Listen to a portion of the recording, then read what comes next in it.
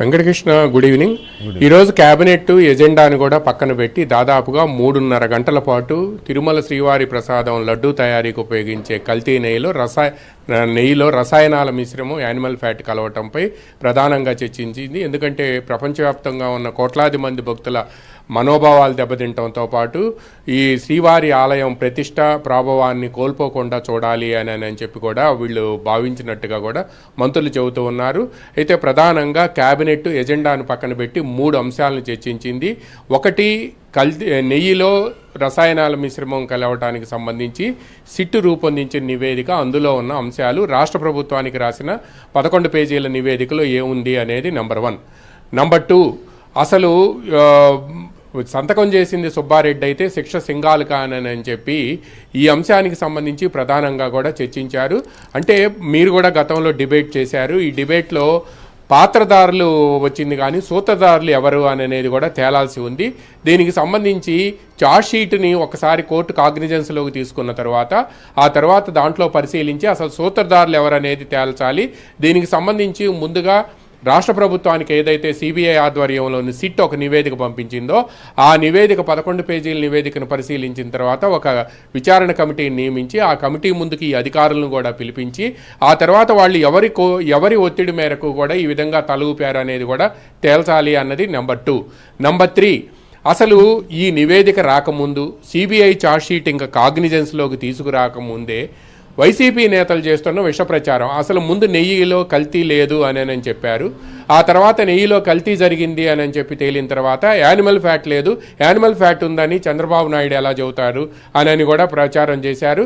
Animal fat ఉంది అని చెప్పి సిబిఐ ఛార్జ్షీట్లోని 35వ పేజీలో ఉంది అని కూడా ఈరోజు మనం మీడియా సమావేశంలో చెప్పారు. అంతకు ముందు కూడా తేలింది.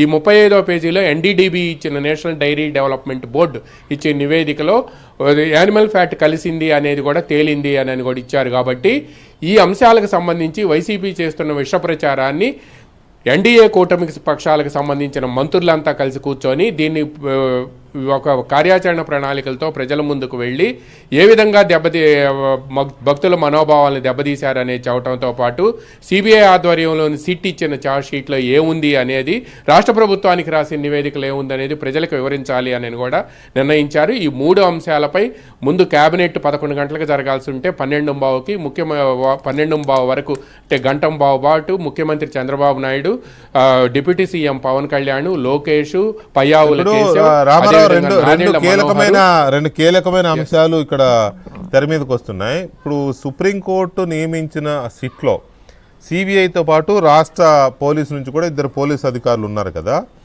ఇప్పుడు చర్చ అంతా ఏంటి అంటే కేవలం కింది స్థాయి ఉద్యోగుల్ని జస్ట్ మిడిల్ ర్యాంక్ అధికారులు మాత్రమే బాధ్యులను చేశారు. ఉన్నత స్థాయి నిర్ణయాలు తీసుకునే వాళ్ళు ఎవరిని, అది టీటీడీ బోర్డు పెద్దలు కావచ్చు లేకపోతే ఈవోల స్థాయిలో వాళ్ళని కానీ ఎవరిని బాధ్యులు చేయలేదు కదా ఛార్జ్షీట్లో. మరి దాని మీద వీళ్ళు ఏమైనా డిసెంట్ పెట్టారా?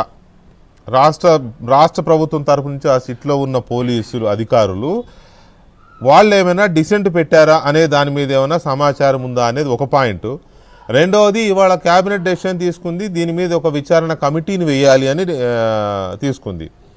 సుప్రీంకోర్టే సిట్టు వేసిన తర్వాత, ఆ సిట్టే దర్యాప్తు చేసి ఛార్జ్షీట్ వేసిన తర్వాత ఇంకా ఈ విచారణ కమిటీ ఏం నిర్ణయిస్తుంది, ఆ విచారణ కమిటీలో ఎవరు ఉంటారు? ఓకే, ఈ విచారణ మీరు సుప్రీంకోర్టే చేసిన తర్వాత మళ్ళీ రాష్ట్ర ప్రభుత్వం విచారణ కమిటీ చెల్లుబాటు అవుతుందా లేదా అనే దాని మీద ఒకవేళ ఎవరైనా సుప్రీంకోర్టులో సవాల్ చేస్తే అది నిలబడుతుందా? కమిటీ ఉంటుందా? ఓకే, మీరు అడిగిన మొదటి ప్రశ్న ఏంటంటే దీనికి సంబంధించి ఏదైతే రాష్ట్ర ప్రభుత్వ అధికారులు గుంటూరు రేంజ్ ఐజీ సర్వశ్రేష్ఠ త్రిపాఠి, అదేవిధంగా జట్టి గోపీనాథ్ వీళ్ళంతా ఉన్నారు అని కూడా అనేది. అయితే దీనికి సంబంధించి ఇది సిబిఐ డైరెక్టర్ ఆధ్వర్యంలో జరిగే ఎంక్వైరీ. అందువలన సిబిఐ డైరెక్టరు కేవలం ఛార్జ్షీటు ఫైనలైజ్ చేసేటప్పుడు రాష్ట్ర ప్రభుత్వ అధికారులు ఈ సందర్భంగా ఏమని అభ్యంతరాలు లేవనెత్తారు ఏంటి అనేది ప్రధానమైన అంశం. అయితే దీనికి సంబంధించి రాష్ట్ర ప్రభుత్వం వైపు నుంచి కూడా ఇంప్లీడ్ అవ్వచ్చా అనేది ఒకటి ప్రధానంగా చర్చించారు. ఎవరైనా పిటిషన్ వేస్తే దాంట్లో ప్రభుత్వం వైపు నుంచి ఇంప్లీడ్ ఇవ్వచ్చా అనేది రాష్ట్ర ప్రభుత్వ అడ్వకేట్ జనరల్ దమ్మాలపాటి శ్రీనివాస్ గారిని పిలిపించి క్యాబినెట్కి పిలిపించి మాట్లాడారు. నెంబర్ 1 అంటే ఇంప్లీడ్ అయ్యే అవకాశం ఉంటే ఇంప్లీడ్ అవ్వాలనేది నెంబర్ 1. నెంబర్ 2 ఈ విచారణ కమిటీ ఎందుకు అని అంటే అకార్డింగ్ టు నేచురల్ జస్టిస్ ఏంటంటే ఎవరైతే అధికారులకు సంబంధించి సిబిఐ ఆధ్వర్యంలోని సిట్ ఇచ్చిందో వాళ్ళ మీద యాక్షన్ తీసుకునే ముందు, అంటే వాళ్ళ మీద డిసిప్లినరీ యాక్షన్ కానీ క్రిమినల్ కేసు కానీ ఫైల్ చేసే ముందు వాళ్ళ ఎంక్వైరీ రాష్ట్ర ప్రభుత్వం వైపు నుంచి as per the GAD procedures వాళ్ళ ఒపీనియన్ కూడా తీసుకున్న తర్వాత ఈ కమిటీ ఫైండింగ్స్తో పాటు ఈ కమిటీ చాలా షార్ట్ టర్మ్, కేవలం 1 వీక్ to 10 డేస్లోనే రిపోర్ట్ ఇవ్వాలి అంటున్నారు.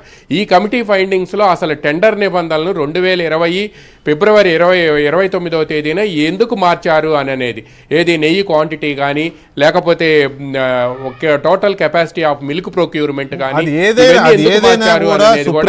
అదేదైనా కూడా సుప్రీంకోర్టు నియమించిన, ఓకే నేను ఆ పాయింట్కే వస్తాను. అదేదైనా కూడా ఈ ప్రభుత్వం నియమించే కమిటీ దానికంటే గొప్పదైతే అనుకోలేం కదా. అయితే వీళ్ళు చెప్పేది ఏంటంటే మంత్రులు ఆఫ్ ది రికార్డుగా ఈ ఫైండింగ్స్ అన్నీ కూడా ఈ విచారణ కమిషన్ ఏదైతే నిర్ణయించిందో ఆ పాయింట్స్ అన్నీ తీసుకొని కూడా సుప్రీంకోర్టు ఆధ్వర్యంలో ఉన్న సిట్టు దృష్టికి తీసుకువెళ్ళి దానికి సంబంధించి ఇప్పుడు ఏదైతే సప్లిమెంటరీ ఛార్జ్ షీట్ ఫైనల్ ఫామ్లో వేశారో దానికి మళ్ళా ఇంకొకటి సప్లిమెంటరీ ఛార్జ్ షీట్ వేయమని చెప్పి అడిగే అవకాశం ఉందా లేదా అనేది కూడా లీగల్గా ఈరోజు అడ్వకేట్ జనరల్ని అడిగి తెలుసుకున్నారు. ముందు ఈ కమిటీ షార్ట్ టర్మ్లో ఉన్న ఈ కమిటీ రిపోర్ట్ వచ్చిన తర్వాత దాని మీద ముందుకు వెళ్ళాలి అని చెప్పి కూడా ప్రభుత్వం నిర్ణయించింది. వెంకటకృష్ణ గారు right, thank you very much Ramarao, thanks for the updates. నిజానికి సిట్టు వేసిన ఛార్జ్